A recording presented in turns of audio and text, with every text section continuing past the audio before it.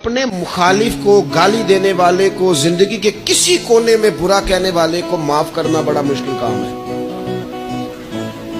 کسی شخص نے 30 سال پہلے بھی کبھی آپ کو کوئی سخت لفظ کہا ہو تو وہ بندہ سامنے آئے تو بات یاد آ جاتی ہے، یار اس نے یہ کہا تھا۔ باتیں کھٹکتی ہیں۔ کسی مقام پر کھڑے ہو کر کسی جگہ پر کسی بندے نے آپ کو تکلیف دی ہو، بندہ اس جگہ پہ آئے تو وہ چیز کھٹکتی ہے، لیکن یہ اعزاز صرف رحمت للعالمین محبوب کا ہے کہ حضور کے سامنے جب وہ لوگ پیش ہوئے، حضرت وحشی جیسے کہ جنہوں نے پورا وجود کاٹ دیا تھا حضرت امیر حمزہ کا اور کان ناک آنکھیں نکال دی تھی، انہوں نے آ کے عرض کی حضور ہمارے جیسے گناہگار بھی آئیں تو معافی ہو جاتی ہے؟ فرمایا ہو جاتی ہے تو پڑھ کلمہ، ہم فوراً ہی معاف کر دیں گے۔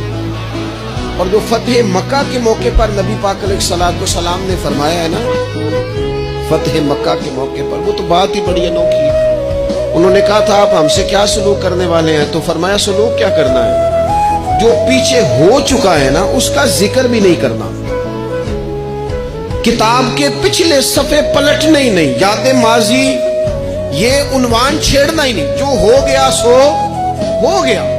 یہ خاص رحمت کاملہ اللہ تعالیٰ نے اگر عطا فرمائی ہے تو میرے اور آپ کے پیارے رسول ہی کو عطا فرمائی ہے۔